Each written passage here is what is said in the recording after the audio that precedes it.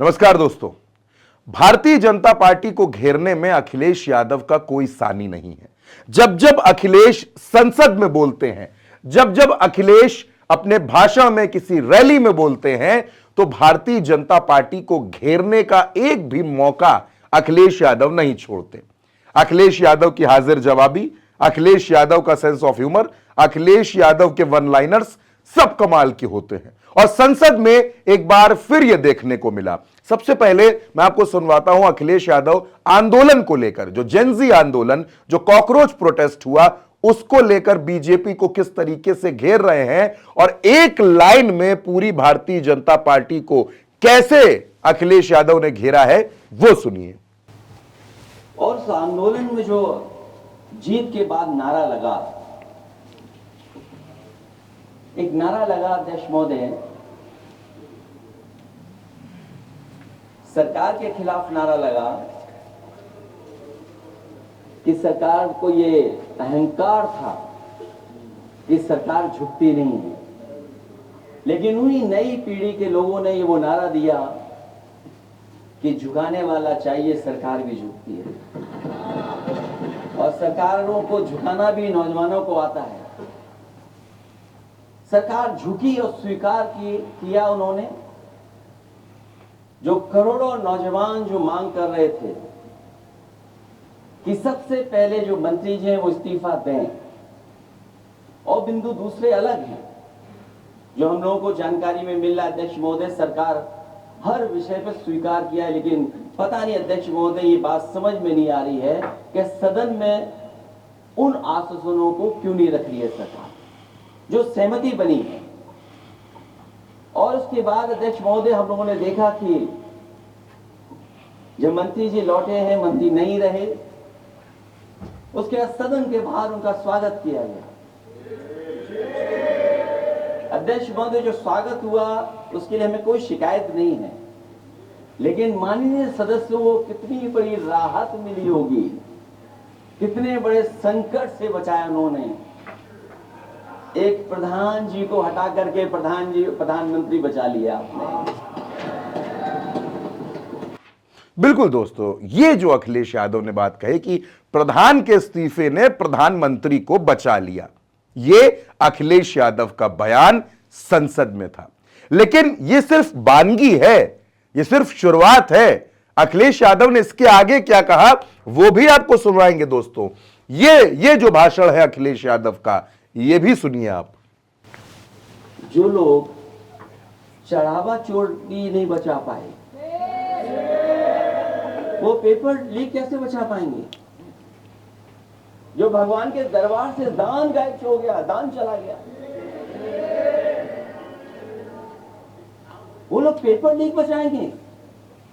किस कानून को, जो कानून पहले बनाया उसी कानून का संशोधन करके लेकर आए?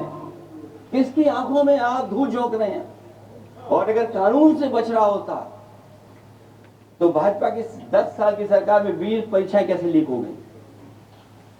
20 परीक्षाएं लीक हुई अध्यक्ष महोदय, जिसमें कोर्ट तक जाना पड़ा, उसके बाद परीक्षा रद्द हुई।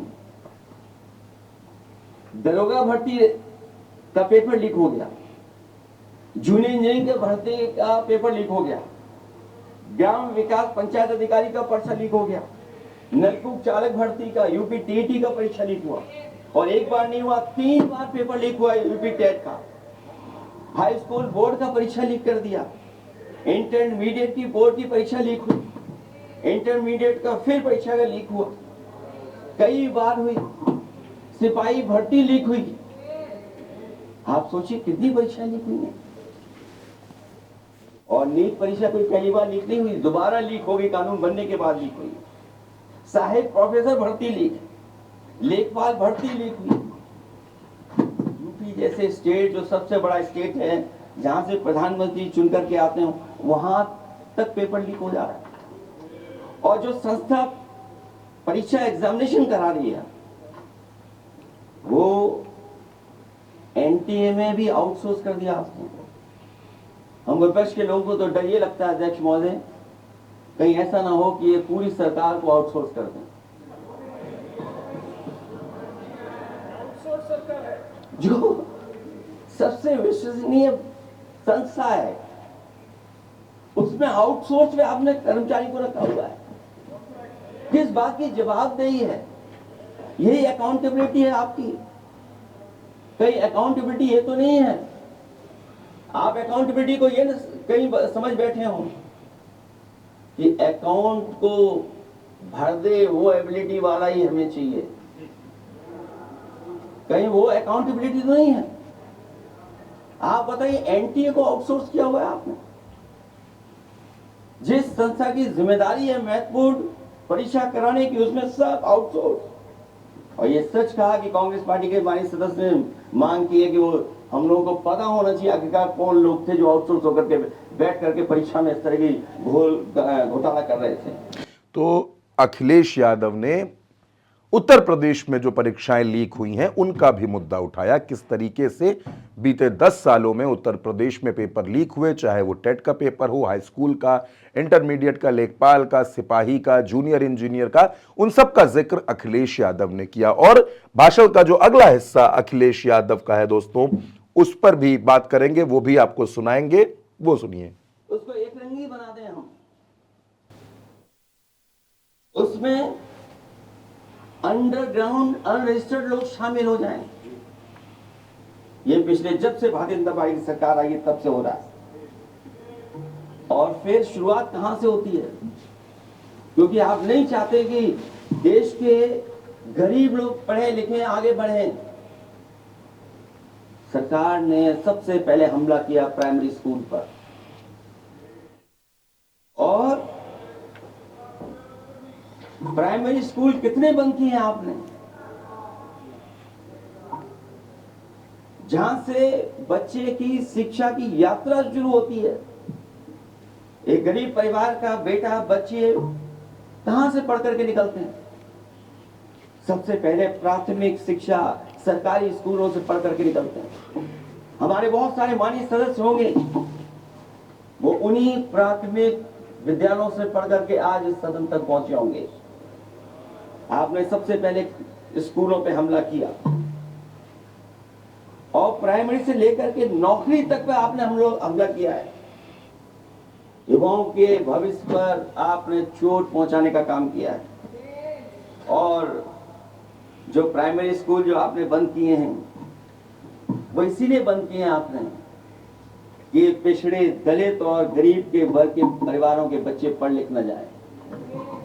क्योंकि आज भी अगर हम देखते हैं प्राइमरी स्कूल में कौन पढ़ने जा रहा है? सबसे समाज के गरीब परिवार के बच्चे पढ़ करने जा रहे हैं। सबसे पहला हमला आपने वही।